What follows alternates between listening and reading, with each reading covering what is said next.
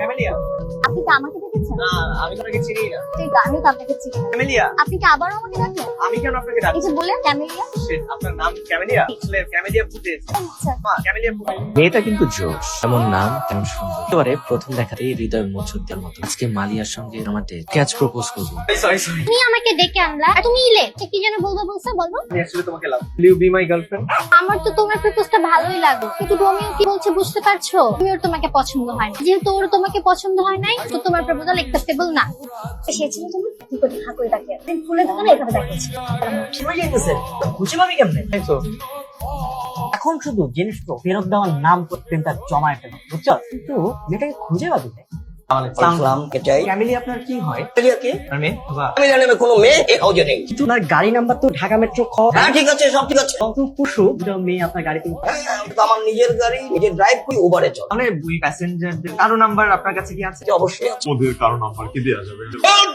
প্যাসেঞ্জারের number দেবো মনে যাও।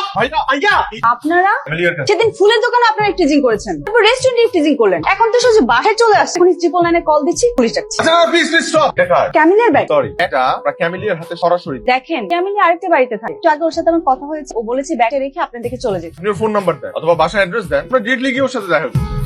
এই চল সানি, আপনারা কি রাগ করলেন? অবশ্যই রাখ করি। শুনুন, এইমাত্র ক্যামিলিয়ার সাথে কথা হলো, ও আপনাদেরকে ধন্যবাদ জানাতে চায়। আগামীকাল বিকেল 5টায় আপনারা ওই রেস্টুরেন্টে চলে আসবেন। আচ্ছা, আপনি বলুন তো ঘটনাটা কি? এই যে আপনার সাথে আমার ফের দোকানে অপরিচয় রেস্টুরেন্টে আপনি আমাদের হা করে থাকেন, কিছু রহস্য প্রাকৃতিক নিয়মে একটা মেয়ে বুঝে ফেলে কখন একটা ছেলে তার দিকে হা করে থাকে। কিছুই টের পাচ্ছে না। পাচ্ছি, কিন্তু ব্যাপারটা ঠিক হচ্ছে না। একটা মেয়েকে ভালো লাগলে ছেলেরই অধিকার আছে। এতে কোনো লাভ নেই। ভালো লাগছে। আপনার এই কেন উত্তরটা আমি দিতে পারছি না বলে তো।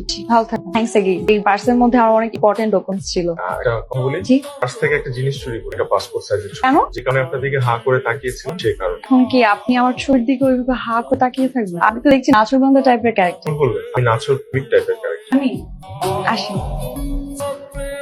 আপনি আমার বাসা কি হচ্ছেন?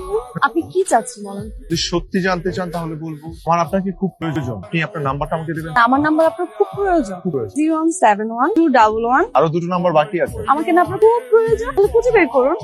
এই লাস্ট দুইটা ডিজিটের জন্য তুই 01 থেকে শুরু করে 99 পর্যন্ত প্রত্যেকটা নাম্বারে ডায়াল করবি। না কোনটা কেমন পড়বে, খুবই সিম্পল ব্যাপার।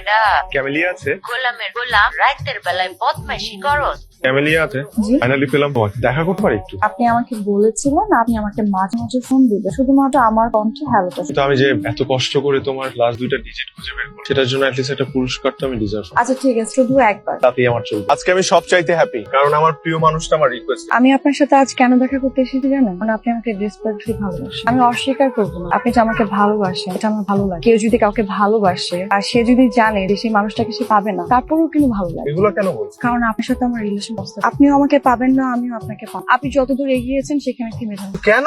কারণ আমি এঙ্গেজ। আই এম সরি, আপনি ভালো থাকবেন। এঙ্গেজমেন্ট মানেই তো বিয়ে না। আমি ধরলাম যে ক্যামিলিয়াকে তুই পাবি না, এটা 99% শিওর, কিন্তু 1% চান্স তো আছে। এই 1% চান্সকে তুই 100% পর্যন্ত নিয়ে যাওয়ার জন্য ট্রাই করতে হবে। আবার কি? আমি নিশ্চয়ই খুব ভালো করে বুঝে ফেলেছি আপনাকে কতটা ডিপলি ভালোবাসি। হ্যাঁ তো আপনার এঙ্গেজমেন্ট হয়েছে, আপনি তাকে বিয়ে করতে আমার কোনো আপত্তি নেই। আমি আপনার কাছে 3টা দিন চাচ্ছি। 3টা দিন আপনি আমাকে দেবেন। এই 3 দিন আমরা ঘুরবো, গল্প করবো, দুজনকে সময় দিব। কিন্তু আপনি চিন্তা করবেন না, 3টা দিনের কথা আমি শুধু আমার কাছেই রাখ, দুনিয়ার কেউ জানে। এই 3টা দিনের মেমোরিজ আমি সারা জীবন আমার সাথে রাখবো। আপনি কি লিমিট ক্রস করছেন না? এটাকে লিমিট ক্রস করা বলে না। দেবেন আমাকে এই 3টা দিন?